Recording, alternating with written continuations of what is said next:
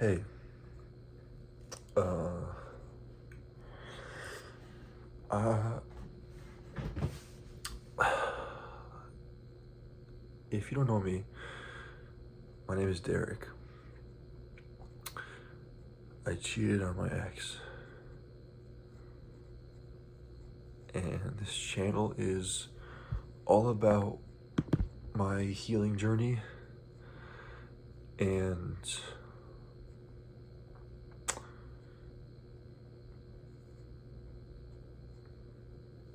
yeah, being better for her.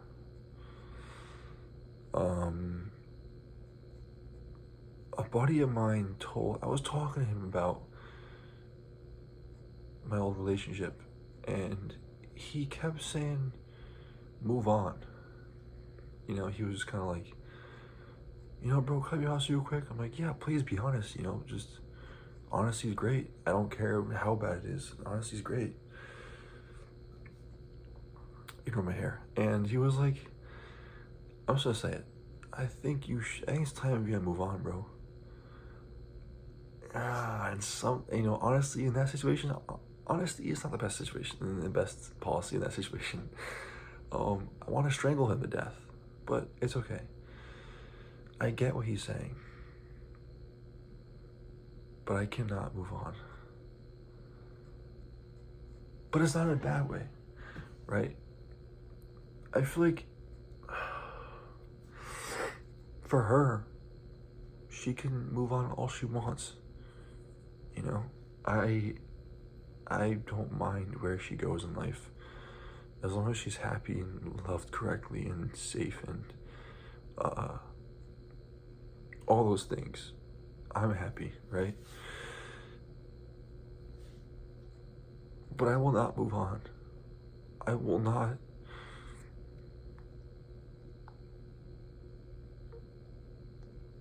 I can't. And everybody tells me that. And I find it so offensive.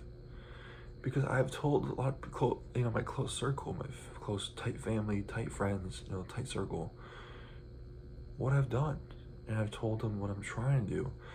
And I've told them how we're in no contact, and, she still has love for me, but just doesn't respect me, if that makes sense, right? The love is still there, but there's no respect anymore, because I broke the respect, I broke the trust, right? There's no man he or she can respect, because I don't respect her, right? I didn't respect her love that she gave me. And I'm sorry, man, I just can't move on.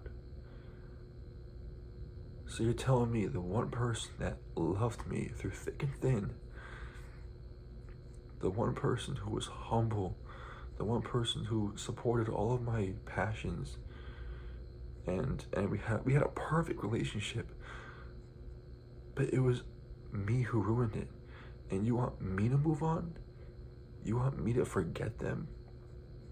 I have terrible memory, and I'm known for this memory, or this like short memory loss, whatever. But my brain can't seem to forget her, and it can't seem to forget all the things I've said. And you want me to move on? Get the fuck out of here. Get out of here. You missed me with that bullshit, bro. I find it so annoying, because I've spent so much money on this woman. I've taken care of her when she was sick. I've chased her husky and carried her husky 1.7 miles down the block and back in 90-degree weather. I've spent my last fucking dollar on her. And you want me to move on? No. Sorry, yeah, nope. Bottle, no. I'm not, I feel like the right way to move on, of course, if someone hurt you and you don't have love for them, right, or respect, that's a pretty good way to move on. But in my case, no. And like, I've told my friends and brother and mom and my tight circle, I've told them how much I love this woman. And even after we broke up, or even after I've, it's confirmed, I've told that, excuse me, that I have cheated on her.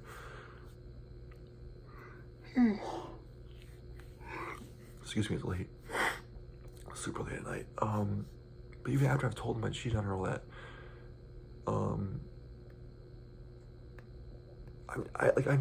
I've never said any bad things about her. So it's like, how do you think I'm gonna move on when I say nothing bad about her? All I say about her is good things. My grandma, my nonna is like, "Oh, how's your relationship doing?" I'm like, "I mean, broke up. I cheated on her. I'll just say it honestly, But I'm trying to be better day by day, and we're not talking right now, which is understandable." She's like, "Yeah, I get it." I'm like, "Yeah, it sucks though." She's like, "Yeah, it's okay. There's more people out there." I'm like, "Yeah, but I don't want people out there, Grandma." I'm like, yeah, I don't want more people.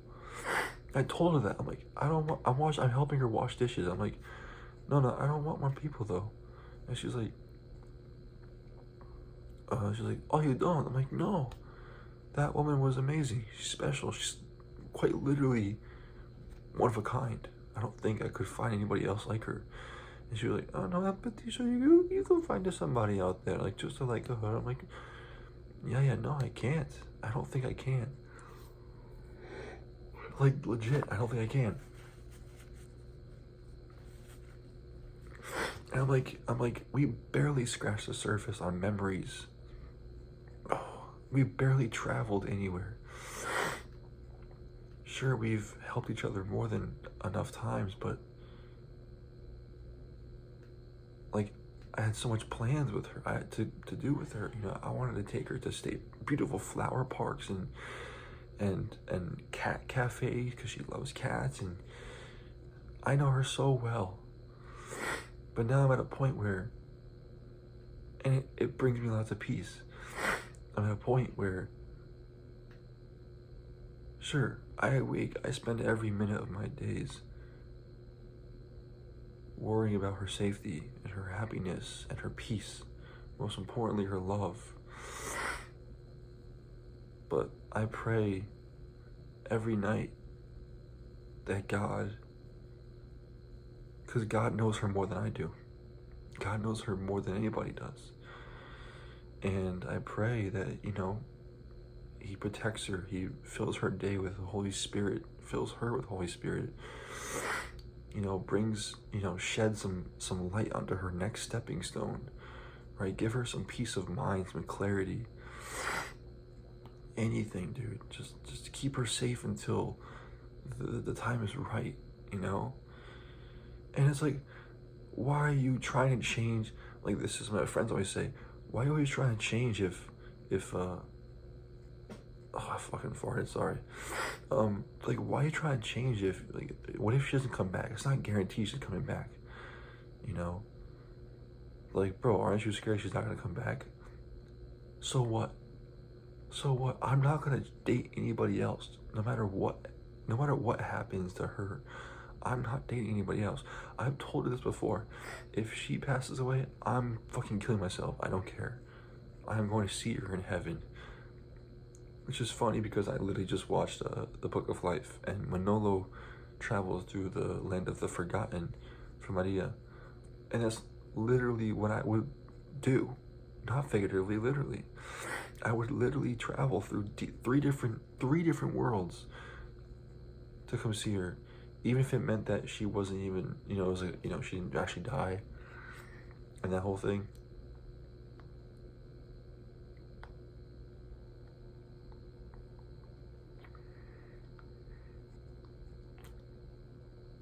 And my friend, that's the same friend that talks all this shit. It's just like, you should move on, bro. It pisses me off. It really does piss me off. But I keep my cool. Luckily I keep my cool sometimes. Most of the times.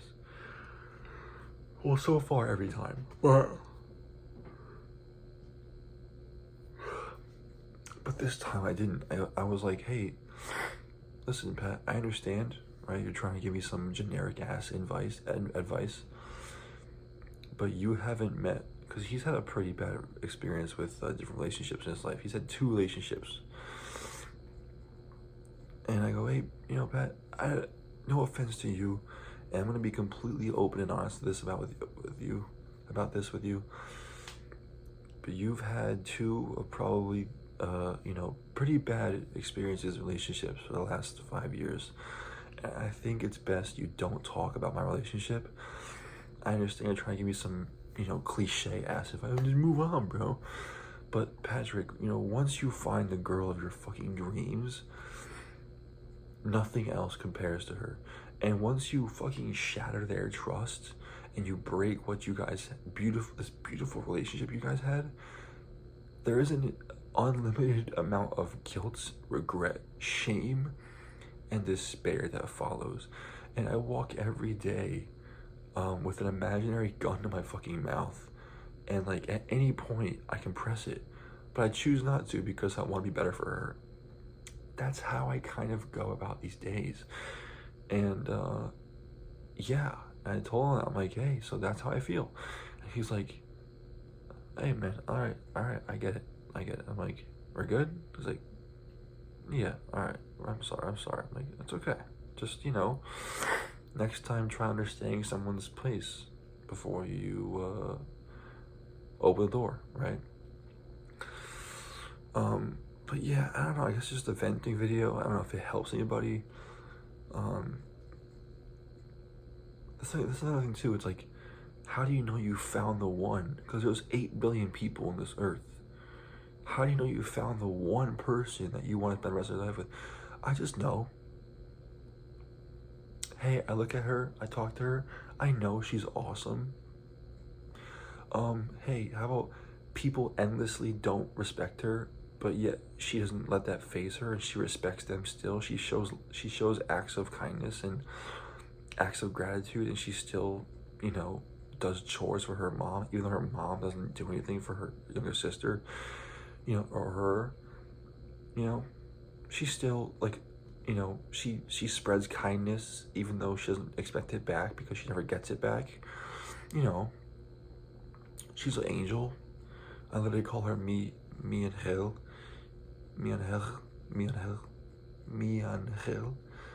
my angel in Spanish. You know, because she is just holy. She's holy. And yeah, I won't get into it, but yeah, that's her. And that's how I know she is, she's a fucking back knot. But yeah, that's how I know she's the one. You just know, man. You just feel it. Like you just feel the care. They are nurturing. You know, it's exactly in Proverbs 31 of the Bible, right? The woman of you know, the perfect woman, right? They're nurturing, they're careful, they're kind. Yet they're still an entrepreneur, right? They work so hard for something, right? They love without expecting love. And that is literally her. And I mean, my mom kicked me out, and I could go to my dad's house, but he has a couch that's like the worst couch in the world. And him and my stepmom fight all the time. And she goes, yeah, you can sleep in my bed. I literally slept with her in her bed. Or no, what was it? Yeah, I slept with her in her bed for God knows how long. She gave me a fucking a place to stay for months. She bought me DoorDash. I stayed in her house almost every day. I don't think I ever did laundry. I did laundry at my dad's house. I would do it like once a weekend or something. And that's when I knew I wanted her in my life. But I rushed it. I was too immature. I rushed it. And so I was like, hey, I really like you. And she was like, I'm not going to accept anything until you ask me to be your girlfriend, like a formal invitation. And I said, fuck it. I want you to be my girlfriend. And she was like, was speechless, because I guess she's been manifesting being my girlfriend for a while. but I don't think she knew how immature I was, and you know, I didn't have the right emotional maturity, all these things, and which led to my choices, mistakes, leading to our fucking downfall.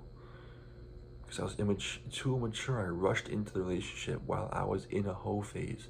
So I was like, you know, it's like being addicted to meth while trying to train for a marathon.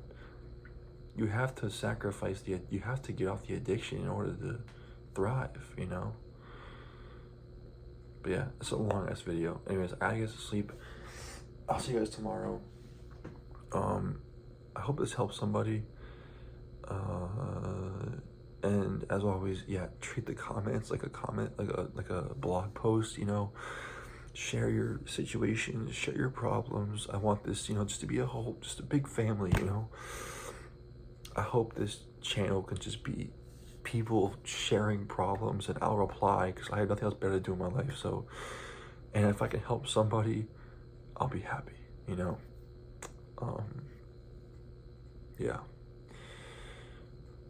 I hope it's helped in some way. I don't know, it was kind of a vent session, kind of like a advice session. I don't know. But yeah, I'll see you guys tomorrow. Yeah, remember you're loved, you're blessed, and get some rest. Peace out. And to the persons I know who you are, I love you so much. This isn't a daily digital diary video, but I love you so much. All right, peace out, guys.